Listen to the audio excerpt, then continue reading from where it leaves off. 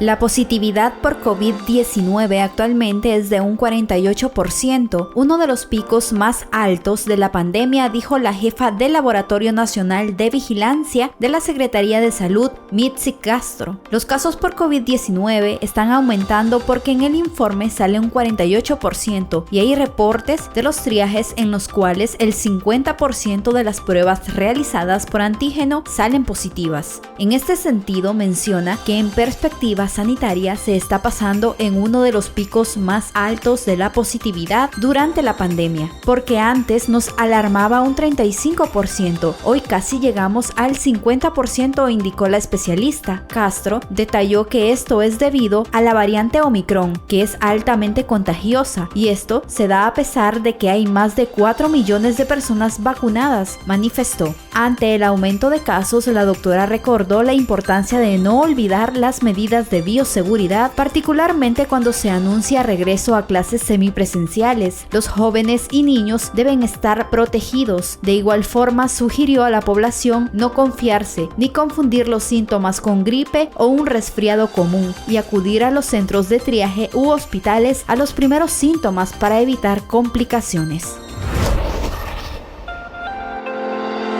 A continuación presentamos el precio del dólar y el euro en Honduras.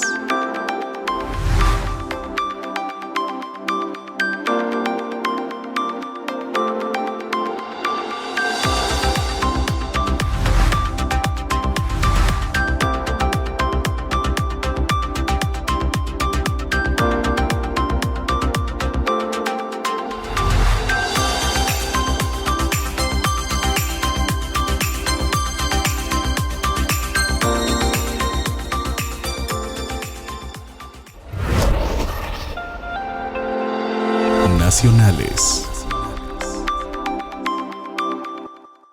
Hasta la próxima semana se hará efectiva la rebaja de 10 lempiras al galón de combustible que aprobó el Congreso Nacional, así lo informó Hugo Noé Pino, diputado de Libertad y Refundación Libre y actual vicepresidente de la Junta Directiva. En diálogo con medios de comunicación nacional, Hugo Noé Pino indicó que en el transcurso de la presente semana se publicaría en el diario oficial La Gaceta la rebaja al combustible que aprobó el Congreso Nacional.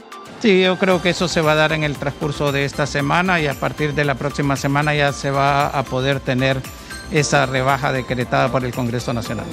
De acuerdo con el diputado, quien posee un doctorado en economía, fungió como presidente del Banco Central de Honduras y como secretario de Finanzas, el subsidio es un mecanismo transparente para ayudar a los hondureños más pobres. Mencionó que se quiere beneficiar a los sectores más pobres, más aún en este momento en que la canasta básica ha aumentado por el auge de los derivados del petróleo y que quiere llevarle algún alivio a las familias en extrema pobreza en el país, pues el subsidio es un mecanismo transparente, válido y que realmente respalda una política social adecuada, aseguró. En este sentido, el experto señaló que el impacto económico en esta medida representará 2.800 millones durante el año 2022. Estos recursos se financiarán con la mejora de los ingresos por la reactivación económica que se refleja en el crecimiento del Producto Interno Bruto. Según Hugo Noé Pino, el decreto que aprobó el legislativo permitirá tener un efecto positivo e inmediato en la ciudadanía, porque reducirá el precio de la gasolina super, regular y diésel en 10 lempiras por galón. En cuanto al tema del actual presupuesto de ingresos y egresos de la República, el vicepresidente Pino dijo que el Congreso Nacional está a la espera de la reestructuración que la Secretaría de Finanzas, que dirige Rixi Moncada, enviará a consideración del Pleno de Diputados para su discusión y aprobación. Una vez que ocurra el envío de la reestructuración, se conocerán las líneas específicas y los cambios que se han hecho en el presupuesto, finalizó. Eclesiales.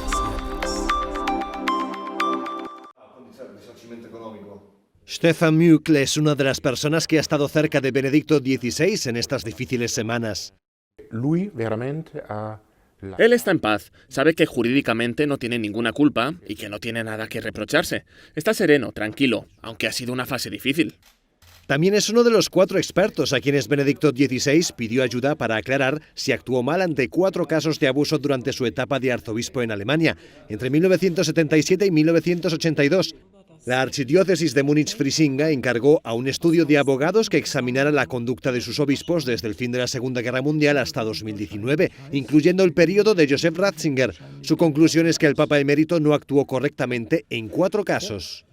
Stefan Mückl examinó las actas de las reuniones y los documentos de Joseph Ratzinger, en total unas 8.000 páginas.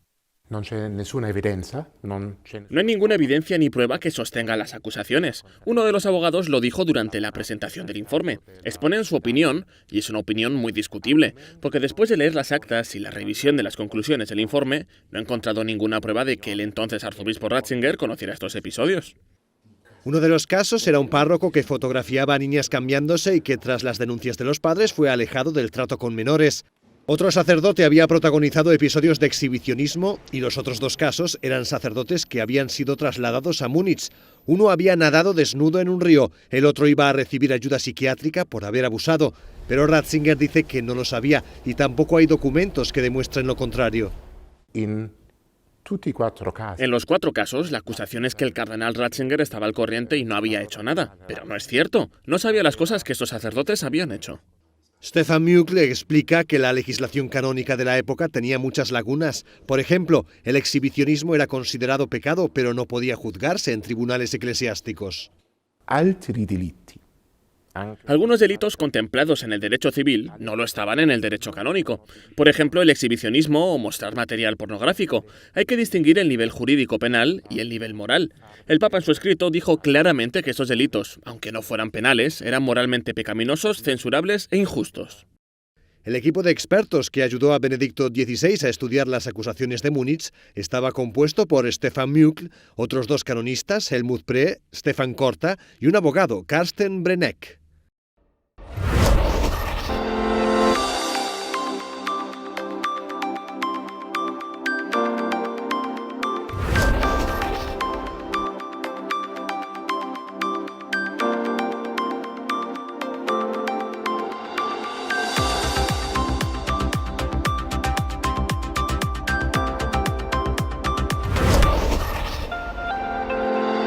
Internacionales.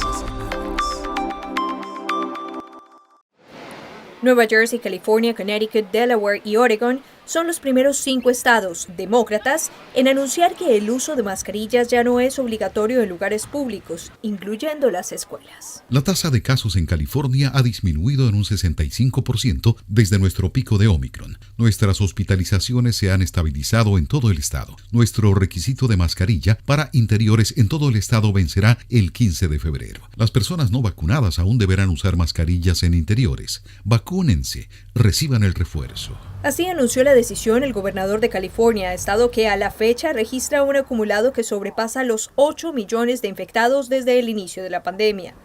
La fecha de expiración de la norma varía según el territorio señalado y Connecticut, por ejemplo, dejó a potestad de los alcaldes la fecha de remoción, mientras Nueva York mantiene la instrucción. Al otro extremo, Texas insiste en la negativa de que una norma de este carácter pueda ser aplicada. En Estados Unidos ya son más de 900,000 las muertes por COVID, y por esta razón miembros del Congreso guardaron un minuto de silencio en las escaleras del Capitolio. Entre tanto, manifestaciones siguen teniendo lugar en Nueva Zelanda por el manejo de la pandemia. No estoy en contra de las vacunas, en realidad estoy vacunado. Frente a lo que estoy en contra es a obligar a las personas a vacunarse.